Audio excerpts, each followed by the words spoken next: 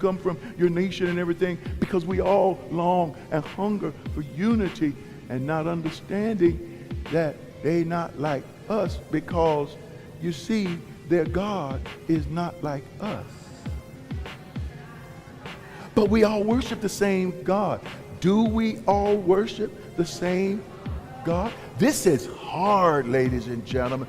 This is hard for me to say it to my children,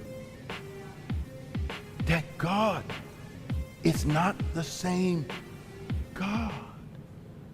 You got to be careful every time you got to go somewhere and pay a prophet to give you a word. Recently, I bought a pair of sunglasses from the internet that promised to allow me to see more clearly. The images were distorted, the colors were off.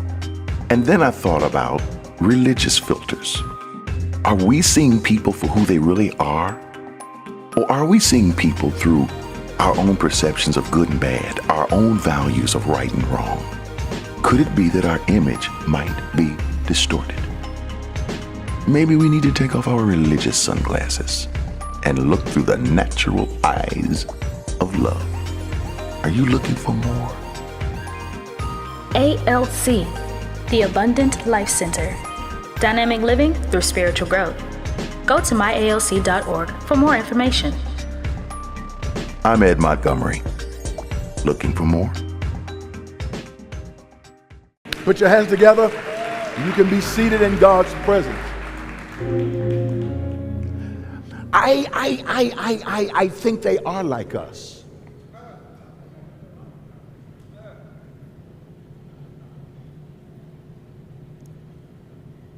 I think they are like us.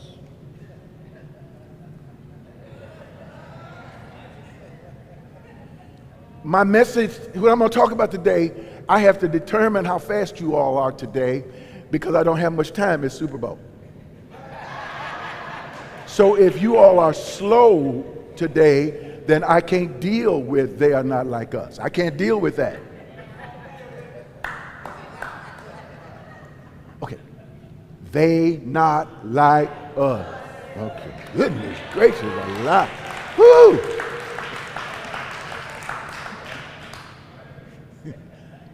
I think they are like us. No, Dr. Ed, they are not like us because he said so.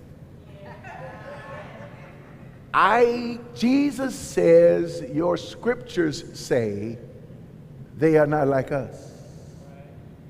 I say unto you, I think they are like us. Now, I must admit to you, I'm not going to take very long today, and I am not shortening anything down because of a Super Bowl. That I used to say that so it would make some of the guys feel better, or because they want to do the halftime, they got to get to the tailgates. Listen, if that's what they want to do, they're not even here. They ain't thinking about this, run to church, get a little Jesus and go tailgate. They ain't thinking about that. So this day and age, I don't even go there, because you're about to tailgate straight to hell, because this is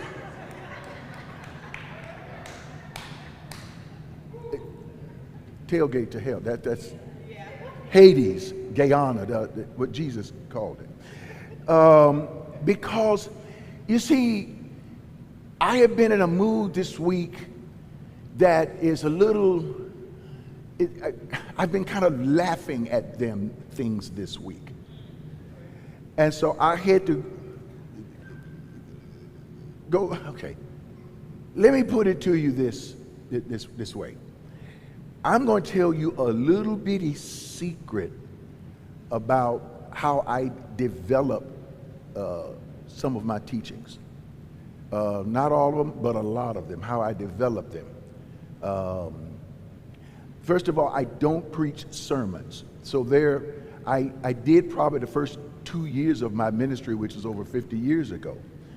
And after a while, my pastor looked at me. He says, because I was in my first church, and I had my robe and everything on, and I noticed something about him, and he told me, he says, you know, I don't preach sermons. He says, I do life, and I look at the lives of our people. As a pastor, you will learn that what you preach and what you think out of a book is not always connected the way people live. And so I learned that. He says, and I know you got a great mindset for words, and you can run those words and string them together and make them sound good, and folks say, amen, go ahead and preach that, and they leave out and not know a word, anything that you've ever said. He says, you got to make up your mind. He said, you got to make up your mind whether or not you want to be a great orator or whether you want to impact and communicate with everyday people. But you got to make up your mind early in your ministry, because once you go down that road, you're not going to be able to come back. You got to choose. That's why you see a lot of older preachers who are still trying to string together a lot of big words, but when they sit down, they have made no impact whatsoever, except at a church where people have been trained to say amen to big words that they don't know. So I had to make that. He says, but understand something too. Then your words, you must begin to cut down some of your syllables. You have to break down some of the syllabic concepts of your thinking. You got to cut them and just talk plain. You may have to break a few verbs. You may have to switch a little bit of grammar in the beginning to learn it, but you've got to get some of your, not all of your schooling. What you went to school for was not to learn how to preach. You went to school to learn how to think. And once you learn how to think, then everything else will come out. You have to learn the rules before you can break the rules. I'm going to say that again. It doesn't matter whether you are in ministry, theology, business, healthcare, doctors, lawyers, judges. You have to learn the rules before you can break the rules. Because if you do not learn the rules before you break the rules, you will break a country. Okay, that was hyperbolic, that was little.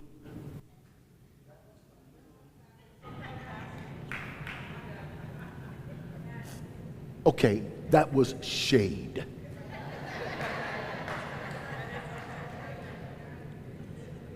And shade toward Washington, of a person who may not know anything about the country, relying on maybe the spaceman who understands business, but together they are breaking a country. And once you break it, like my pastor taught me, you cannot go back. It can take decades, quite possibly centuries, to get back, which is what we were screaming and screeching and shouting and hollering from the rooftops about. Don't break this right now. I was listening to a news program, and one of the things they were talking about was they were talking about Gaza, because you no longer seeing all the protests about Gaza anymore. Not really. Not like they were protesting the Democrats. They don't protest the Republicans like you protest the Democrats. Why? Because they're scared. Now, what they said was, well, what do you think would have happened had you didn't vote for her? Well, we didn't vote at all. So what if you had voted for the Democratic Party? They said, well, we don't believe it would have been any different anyway. between her or Donald Trump. It wouldn't have been so. It really is a mute issue now. We are where we are now, so we have to deal with what we are. So the news person just kind of went on. I said, well, that's the job of the news person, to hear what that other person is saying, and moved on. Me, if it was on my show, I would say, wait a minute, wait, hold on right here. I need to ask you a question. Now, please understand, I am not a Republican, I am not a Democrat. I am not even an independent. I'm telling you how I consider myself. I consider myself a prophetic voice. That's how I see it. And I have to be careful about that prophetic voice, because it must speak beyond. So when I make statements, would have been better under the Democrats or the Republicans, neither way, hear me carefully about what I call better. Better would have been extra time. What we needed was time. And the Democratic aspect of it would have made it better? Not necessarily. Would have made Gaza better? Not necessarily. Would have made Israel stop? Not necessarily. But at least we would have had time and a cracked door of opportunity to talk to somebody, so you would not get to the Department of Education and you're in Congress, knock on the door and say, let me in, and they said, you can't come in. A security guard says you can't come in because MAGA says you can't come in. We wouldn't be in a situation where even the states feel free to begin school vouchers and understanding that everything is to pull the toothpaste out of the tube. I said it last week. I say it again. I should have brought the tube of toothpaste to show you, because you need a visual on it. Take the top of the toothpaste tube and take the top, pull your two little fingers right there, put it there, and then start squeezing the toothpaste out in a little jar or something and push it aside. And then take the tube, empty, no toothpaste, and hand it back to people and say, here's America.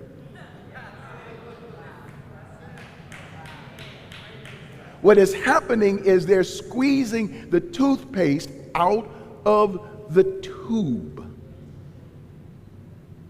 Oh, you will get America, because your numbers dictate you will be able to vote to get America, because there will be some semblance of unity, and people of color and other and everything will be. I know you say they're not like us. No, they're not like us.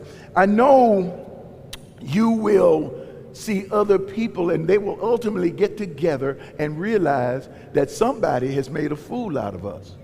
And they will come together and they will vote in such overwhelming odds that they will get the country, or get control, or what you call a part of sharing power with the country. They will get that back. The question is not whether they will get it back, but how long will it take to get it back, and what damage will be done when they get it back, and whether the country will be repairable, or will it be so overwhelmingly broke that even Jordan and LeBron can't fix it.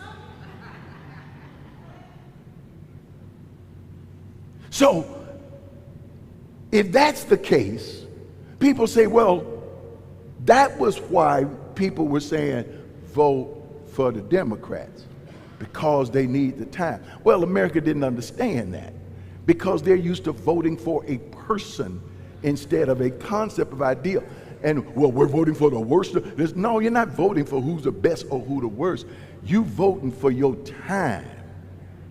You trying to let your babies get from 5 years old to at least 9 years old. And then another 4 years will take 9, 10, 11, 12, 13, and then another 4, 13, 14, 15, 16, 17, and then 18, they can vote on their own. You're just trying to get your grandbabies there. Well, you didn't. Well, they'll learn where? What school are they going to? What kind of? Well, they're going to be private and Christian schools. Christian? They're not like us.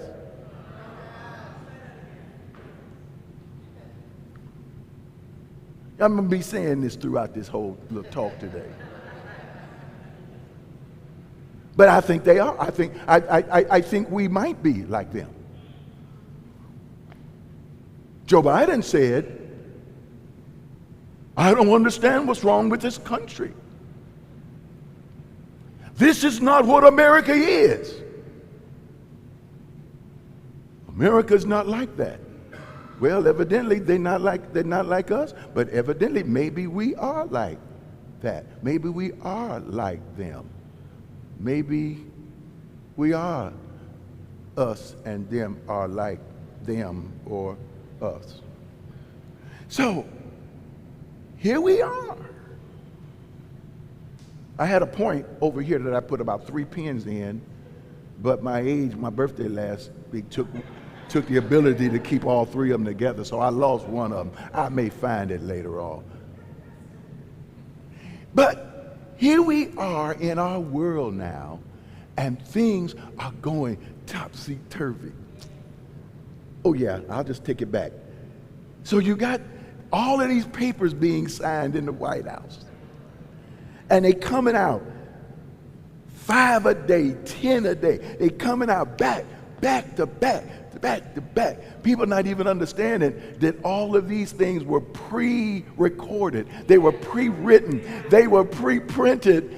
And they've been planned for the last 54 from the beginning of the segregation, 1954, May 17, 1954, Board of Education, Brown versus Board of Education. They started then. And when you were getting into the moral majority and America must be a country of family values, and black people were just a lot of times happy. And please understand, when I say black and white, I'm not talking about skin color. We far beyond skin color. Ladies and gentlemen, you don't know it. America thinks we are still in the skin color. We are, but they ain't thinking about skin color. They squeezing the toothpaste out the tube. They want the money. You don't understand how much. Well, you can only have so much money. Don't fool yourself. They want, they want all of it. You don't understand. All these things, these people you're seeing there, well, this the Department of Budget, we've got so much waste in there. You're talking about out of $1, 0.4% of a cent. They want it all. But more than anything, it's not just the money. They need the confidence. Why do they need? What were they after? We kept hearing the Republicans, they're after power. They just want power. And we're all sitting there, and I'll agree with you. Sometimes I say, what do you mean by power? Power for what? Power to do what? Just what you just saw. When Congress shows up at the door for a security guard to say, MAGA said, you can't come in.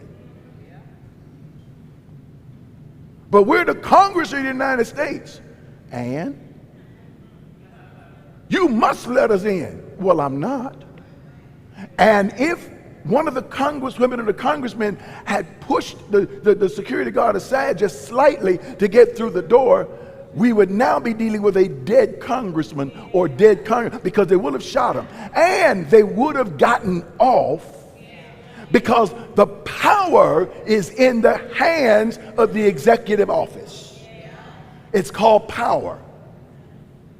And the Senate, where there were no Republicans there, would have said, we told you don't go there.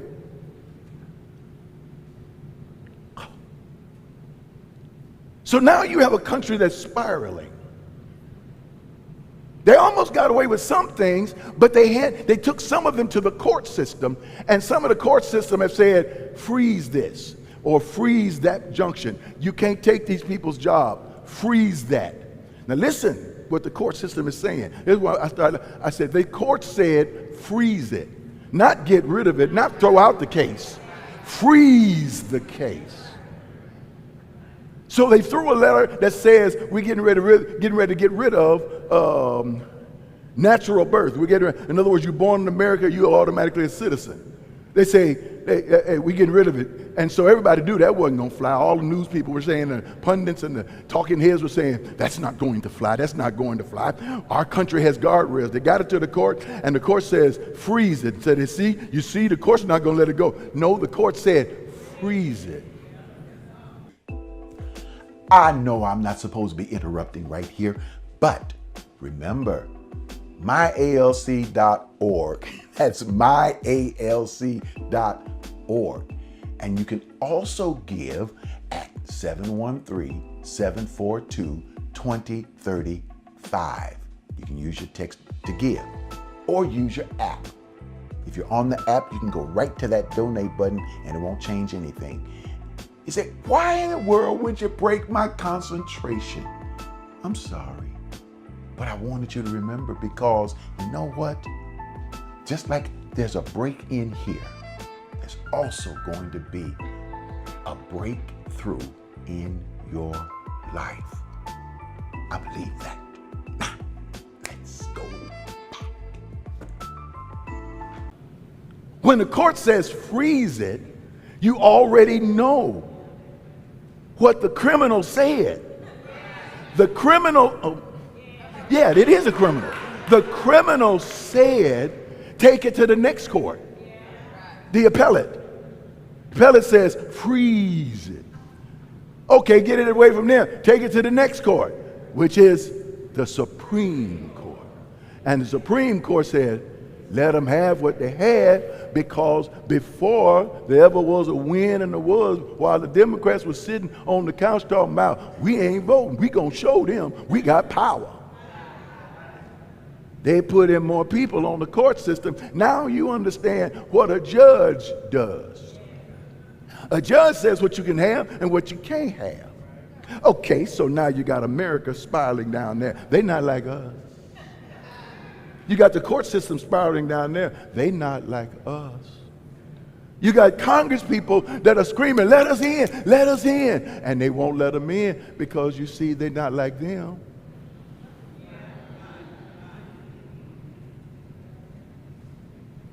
So Congress can call the National Guard. No, they can't. They can call the Army. No, they cannot.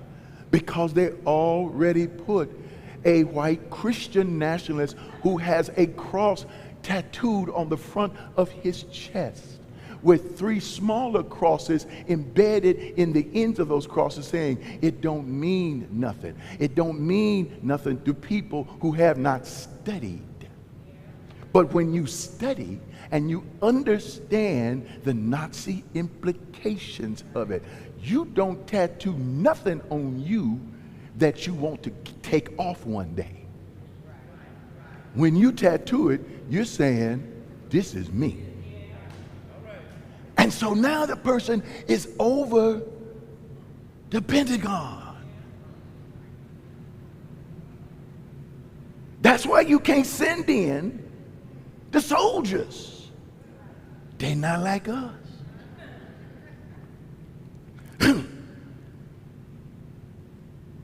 So now you got them into the Treasury Department. And the Treasury, head of the Treasury person, that they just voted to be the head of the Treasury person because the Republicans have all the votes. They got more votes than because the Democrats don't fight. Because the Democrats, they got more votes than the Democrats. And one of the Democrats that President Obama helped to put in Pennsylvania turned and said, they're not like us. And so they have more of them than of them. And so now they can't get nothing passed. Oh my goodness. What are we going to do?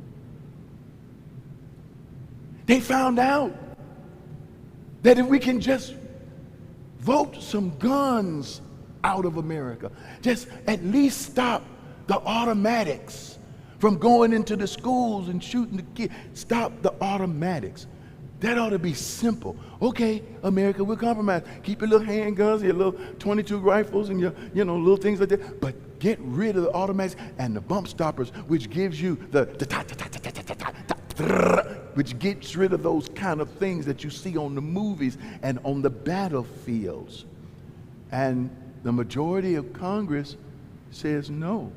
Then they bring up someone who has just lost a child, and they bring them up one by one, standing in unison out of Uvalde and out of Colorado and out of Florida, and all of them who have lost children over the years. And they begin, the mothers and the fathers begin to weep and cry and beg Congress, we just need one of you to stand with them, to stand, just one of you.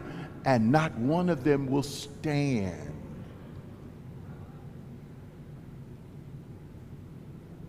And when you follow each one of them, they are the party of family values. You know the churches you go to? Okay, I can't call it PWCs, but I can, because you wouldn't know what PWC is. I can call it a predominantly less PLM, predominantly less melanated church, because it's going to be illegal to say white and black pretty soon. So predominantly less melanated church. And you go and you see and you raise your hands and you praise God, but you don't understand, and you think you're all in unity. And one of the top songs that just won a Grammy is talking about it's time to come back to church now. We're all one people, no matter where you come from, your nation and everything, because we all long and hunger for unity, and not understanding that they not like us, because you see their God is not like us. But we all worship the same God. Do we all worship the same God? This is hard, ladies and gentlemen. This is hard for me to say it to my children, that God is not the same God. You mean the God up in the sky? You mean the God that sits high and looks low? That sits high and looks low? You mean the God who holds the scepter of power? You mean the King of Kings and the Lord of Lords, who's been crowned King of Kings and Lord of Lords? Are you talking about that God which is not the same God? It's Montgomery, you're crazy. You mean the God who's been clothed in the robe of righteousness, who sat down at the power in the seat of authority? Are you talking about you don't worship that God? I want to, but I keep hearing the voice of my older brother. Who's your older brother? It's Jesus. And he keeps saying, you shall neither worship in this mountain or that mountain, in John chapter 4. He says, you will neither worship God in this mountain or that mountain, neither will the Jews worship in Jerusalem. He says, because you must understand, God is not human flesh, but God is a spirit. If God is a spirit, he does not sit on a chair. If God is a spirit, he don't hold a scepter. If God is a spirit, the spirit can't hold the crown on its head. If God is a spirit, he doesn't grow hair to become an old man with a white beard. If God is a spirit, he said the earth is his footstool. Why does God need a footstool to rest his feet if he's a spirit? God is a spirit, and those that worship him must, not should or can, but must worship him in spirit and in truth. In what? Truth. In spirit and in truth. Well, I don't believe that, then they're not like us.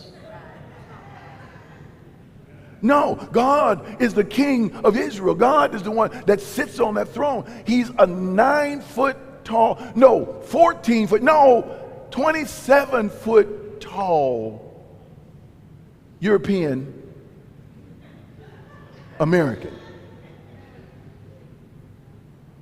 They're not like you. They're not like you. We're God's sons and daughters, but you're God's children. Children run around the yard and play, hoping one day to get a crown or a harp or shoes or gold, because they'd never seen that before. So then we got that. All of this stuff is going on. I tell you, I'm going to be fast. All of this stuff is going on. And they're saying the only way to stop it is to stop it from where it started. And where did it start? The American people. You mean the ones that sat on the couch and didn't want to go vote? Yes. The ones that voted that says they not like us. We want them out of the country. We want them across the border, get back across the border. We want you to deport them. They not like us? Yes. You mean the ones with natural birth citizenship that shouldn't have? They not like us? That's not like us? Yeah. It begins with them. The reason you don't see an uprising of America in the streets is because maybe they are like us. Maybe us is like them. They not like us. I'm nervous now because the people are not going to rise up. They're not going to challenge the government. They're not going to challenge the White House. They're not going to tell him, stop. You can't treat mothers and fathers and disabled people and hurting people and SNAP programs and welfare. You're not going to treat these people like this. Put it back. You took it off the shelf. Now put it back, because we say, MAGA or no MAGA, we said you can't treat people that way because we go to church. I mean the same church that the other folk go to too, thinking they see God sitting on the throne with 27 feet high? And that you're calling everybody back and says everything's over now, come on back to our churches. Well, I'll tell you this much. I'll at least borrow something from Kamala Harris. We are not going back.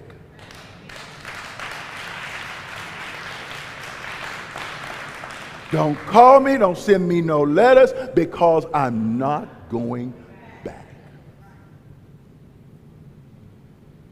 Now, if I catch any of our people that come to me and says, well, you know, we now attend. I said, so you went back, huh? Well, you ought to have a better attitude than that. You're a minister. I know who I am. Do you know who you are? Yeah, but they're not like us. So while all of this is going on, and I don't want to depress you on Super Bowl Sunday. So let's put all that aside, okay? And so let's all just relax and do what happened over here. Let's go to the Super Bowl. We're going to the Super Bowl. We're going to tailgate at the Super Bowl. And we're going to watch the games and watch 75 to 80% of the ones who claim to be like us running up and down the field. I have no problem because I love to watch it. And when they make a touchdown and everybody screams and they look at the end zone, they're going to see words that no longer say end racism. They're going to say choose love. Why? Because for the first time in history, the man from the White House is going to the Super Bowl.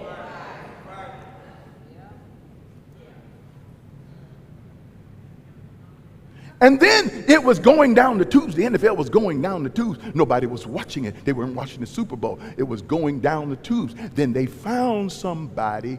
I don't know if they're like us or not, but I don't know. I can't have. But they found somebody who could revive the halftime. So they called a man that was a part or involved with or connected to a hive of bees.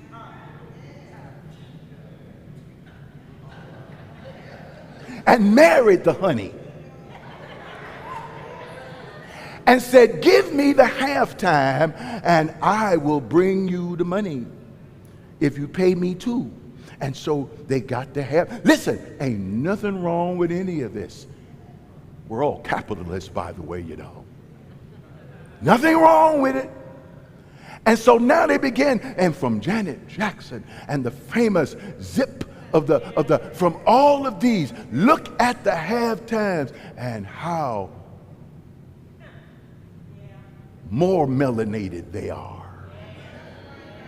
So they're melanated from the flip of the coin to the halftime. But the commercials are in there drawing money like money is water. And now this year, we're going to find out they're not like us. Now, here comes my question. First of all, who is they? I had to go down the rabbit hole, and I tried to talk to my young folk. I called all of them as many as I could. They wouldn't talk to me because they don't know. And so they kept telling me, Pastor, just go to the internet and look it up.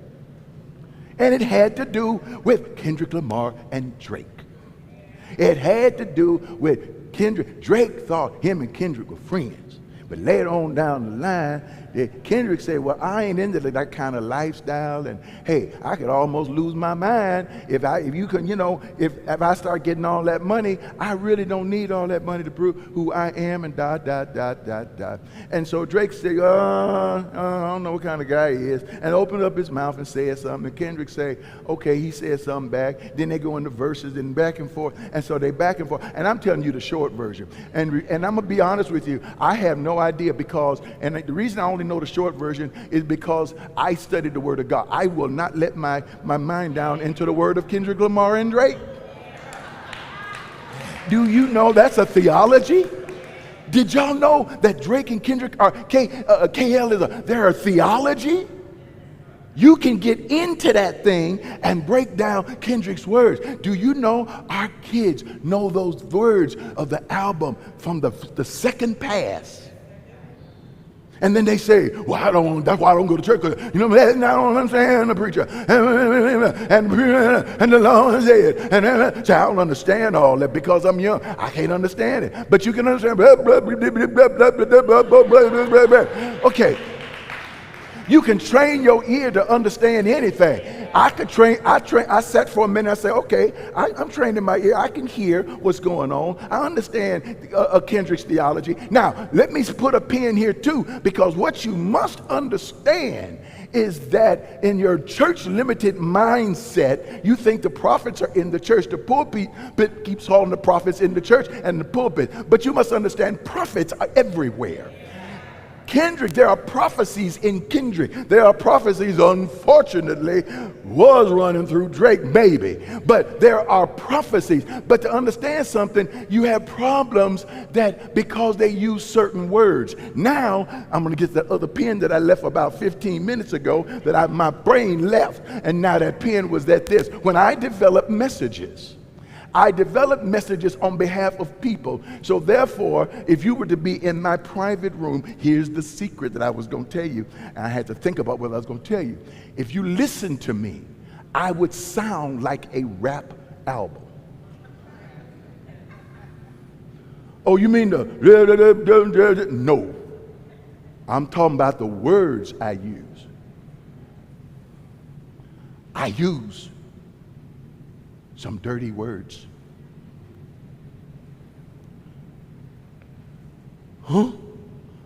I call people some bad names in the privacy of my own room. I may even feel an N-word. I never say it because I trained myself not to use it anymore. No matter whether it's in public or private, but there are other use. I may use a D word. I may use bad words. And what I'm doing is I'm evoking feelings of the way my people feel. So that when I get to the pulpit now, I remove the words, but I keep the feeling.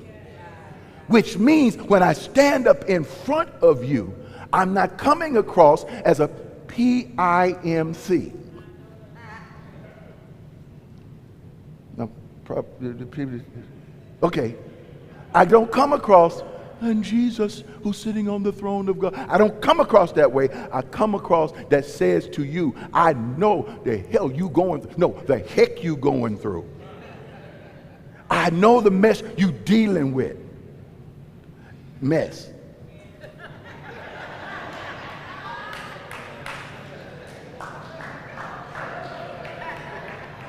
But in my mind, I'm saying something else.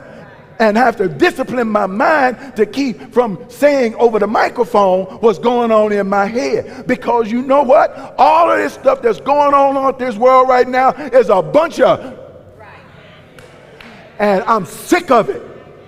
And so now I'm at the point when they tell us they're not like us. Now, who is us? This is a confusing message, Kendrick. But it's all right, because Kendrick's message is not to illuminate us. It's to make us talk. It's to make us think. It's to make us ask the question, and to make prophets in the pulpit saying, they not like us. Okay? So, how are we going to defeat this? So you got people who have no melanin saying, the people with color, those who are the supremes, thinking people that they're supreme, and they looking at the other folk of other colors and races saying, they not like us. Then on the other end, we turn around and we look at them and say, see, they music, they ain't got the beat, they not like us. So now you got these two people saying they not like us. It seems like there's a lot of disunity in they not like us. And it seems to me that you got this going on. You said, but it's all going to be over today, Pastor. Not necessarily. Because you see, now that your mind is all in this, it'll be over tonight. It may be over tonight. But they traded the boy out of Dallas Mavericks. And they're going to have my black guys in their minds wondering why they trade, what's the name, out the Mavericks over to L.A. So now you're going to be back into sports again because you're going into basketball. They're not like us. You got your mind going in so many different directions. And then your girl is going to hit you up on the 14th of February. You in trouble.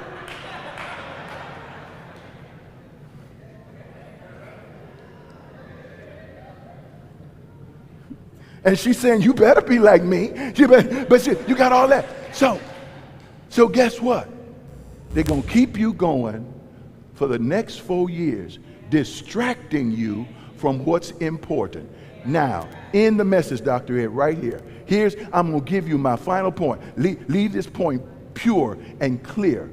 You say, well, you ain't gave me no scriptures. The scripture I'm about to give you now, I'm here to tell you, here is why we people can't get together. And here is what would pull everybody together. Genesis chapter 1, verse 1 says, in the beginning, God, right? And what does God mean? God is a symbol. God means something different to every one of you in here. God means something different to every person on this planet. So that's why I'm saying your God is different than your God. Your God might be love. Your God might be peace. Your God might be hope. Your God might be happiness. Your God might just be a black man getting a job. Your God might be the white man who is saying, black people taking my jobs. How am I going to survive? See, God comes in. It's how we think. Faith is not a commodity. Faith is how you think. Faith is the substance of things hoped for. What's the substance of things hoped for? Faith. Faith is the substance of things hoped for. What's the substance of things hoped for? Faith. What does faith mean? Well, the verse says, by faith we understand that the worlds were framed. By faith we understand. You only can understand a thing when you know a thing. Faith does not mean going into the unknown. Faith means going into the unknown with knowledge. Faith is knowledge, baby.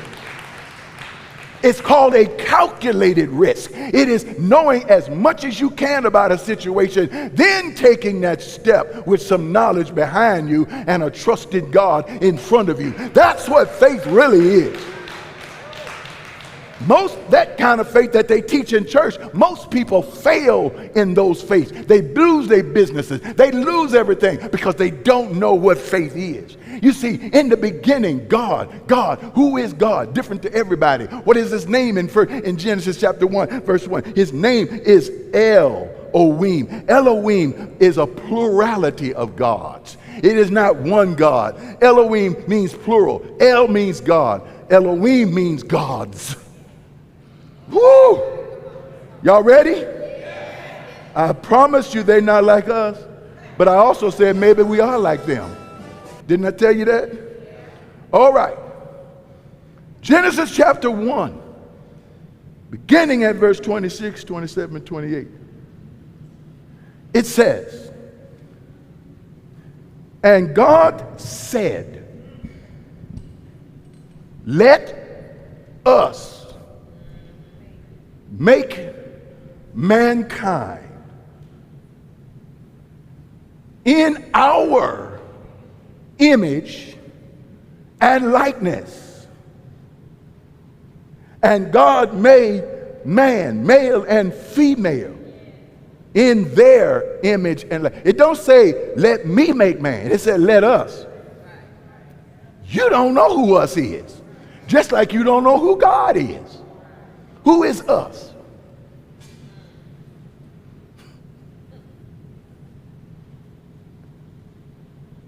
So if we're made by God, let us make man. In other words, evidently, if it says, let us make man, we must be like them.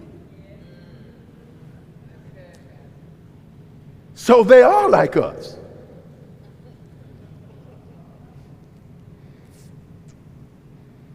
I hear you trying to wrap your mind around it. But if you read it, you'll see it. They don't teach you this. They teach you to overlook words.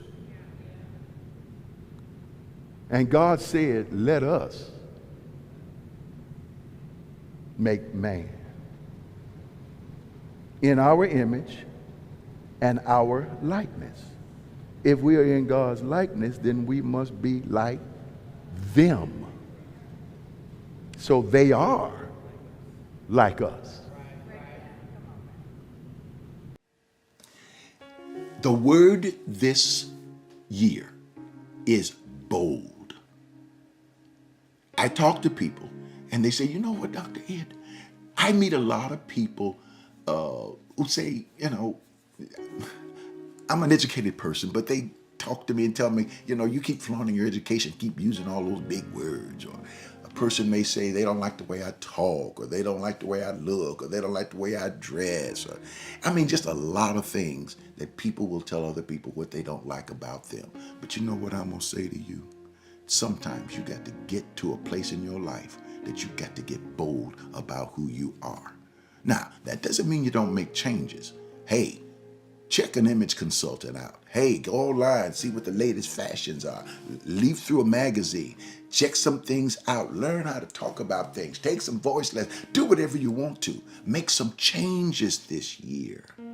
But once you make those changes, let it be you that makes those changes. And once you're satisfied with you, then be the most extraordinary you can ever be. That's what I'm teaching on all this year, is talking about the extraordinary I, the power of that true I of who you are. So take a moment and emphasize it, because giving makes a difference. When you connect your giving with who you are, it reinforces the power of who you are. That's right. It's not just saying, oh, I'm a nice person. You got to give something. When you give something away, whether it's a smile, whether it's a conversation, whether it's a pat on the back, it reinforces it. I want you to take a moment, make a contribution to what we're doing. I don't know what the amount is that's in your mind, but choose one. Might be $8, might be $10, whatever it is. Do it now. You can do it on your text to give 713-742-2035. But whatever you do, Do it now, right now. We would be so eternally grateful, and it would make me happy. Thank you so much. I appreciate exactly everything that you're doing.